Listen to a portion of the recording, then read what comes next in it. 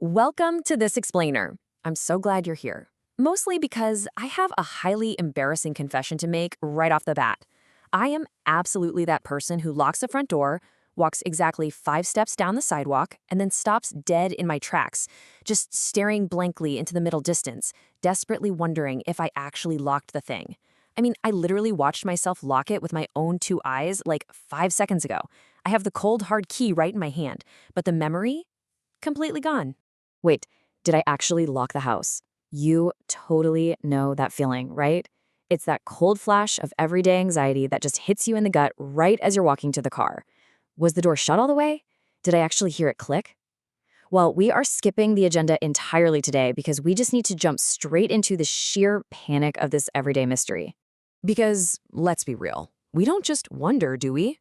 No, we act on it with these completely ridiculous, mildly embarrassing physical checking rituals, staring intensely at the deadbolt like it holds the secrets of the universe, pulling the handle exactly twice, the classic walk away, stop, and walk back of shame.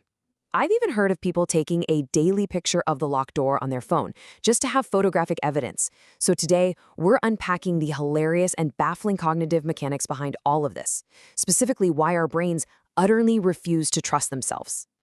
Okay, let's dive into this. The very first thing we need to understand is what happens when locking a door becomes a highly automatic, low-level process. In cognitive psychology, they call this memory action dissociation in habitual motor sequences. Basically, because you do it so often, the physical sequence, reaching out, inserting the key, turning it, it barely even registers in your conscious mind anymore. You are essentially a highly functioning zombie when you do it. And this leads us straight into a fascinating cognitive failure within source monitoring known as cue overload. Think of your brain as having a wildly overzealous email spam filter. When a process is repeated over and over and over in the exact same way, like locking your front door every single morning, your brain fails to produce a distinctive, easily recalled memory trace. It basically flags the memory of you locking the door today as junk mail you've already seen 1,000 times, and it just deletes it to save space. So when we try to remember if we locked the door, we're actively searching for an episodic memory. We want a vivid, distinct recollection of the event, like remembering the cake at a wild 10th birthday party. We want to remember the exact sound of the lock, the feel of the key. But because locking the door is a habit, our brain stores it as a procedural memory.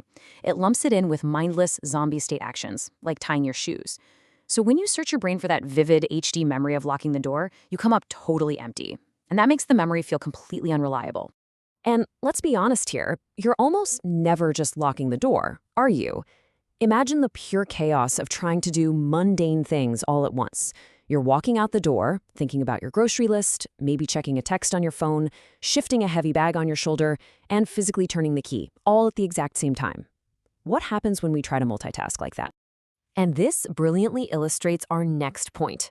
Researchers actually looked into the mutual interference between memory encoding and motor skills. They tested athletes, specifically rowers and taekwondo practitioners, and had them perform their well-practiced physical motor tasks while simultaneously trying to remember a list of words. The result? A massive encoding failure for automatic behaviors. When they combined a memory task with a physical motor task, their cognitive performance just plummeted. We're talking a drop of up to 80%. Yeah, even the experts glitch out when multitasking. Taekwondo black belts, expert rowers, they all suffer from this mutual interference. Their brains just couldn't handle doing a complex physical movement and building a memory at the exact same time. So look, if a martial arts master can't remember a word while throwing a punch, you splitting your mental resources between the front door and remembering to buy oat milk guarantees an absolute catastrophic memory encoding failure. But wait, it gets even weirder, all thanks to something called the Zeigarnik effect. This is a concept from Gestalt psychology, discovered back in the 1920s by Bluma Zeigarnik. She was sitting in a cafe and noticed something pretty incredible about the waiters. They perfectly remembered massive, complicated food orders right up until the exact moment the customer paid the bill. The very second the bill was settled, the waiters instantly forgot everything they had ordered. The psychological tendency here is that we remember unfinished or interrupted tasks infinitely better than completed ones. And here is the brutal punchline for our front door situation. Task complete equals memory deleted. Because locking the door is a successfully completed task, your brain instantly relieves the cognitive tension associated with it. Once that lock clicks, your brain fires off Zeigarnik completion signals, checks the box, says task complete, and aggressively dumps the memory straight into the void. Your brain is desperately trying to be efficient, and in doing so, it completely betrays you. Which brings us to the paradox of checking, and how trying to be certain actually makes you uncertain. So we've established exactly why your memory of locking the door is basically non-existent, but how do we cope with that? Well, we check the lock over and over. And it turns out our very coping mechanisms for this memory failure actually make the problem so much worse. Let's move to and see how this builds through what clinical researchers call the self-perpetuating cycle of checking. It is a fascinating trap. We start at step 1, initial doubt about locking the door. So you go to step 2, the act of physical checking.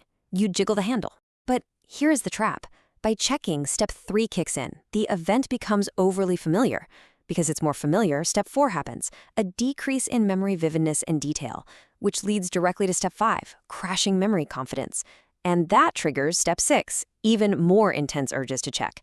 You're literally digging your own memory grave with sheer exasperation. Think about how wild this quote is. The act of checking paradoxically increases uncertainty. This is the ultimate proof of the brain's baffling refusal to trust itself. The very thing you are doing to feel certain, jiggling the lock, is the exact thing that is destroying your cognitive certainty. Every single time you pull that handle, you blur the memory trace just a little bit more. And the psychology of this is incredibly powerful. Just believing you have a bad memory literally causes you to check more.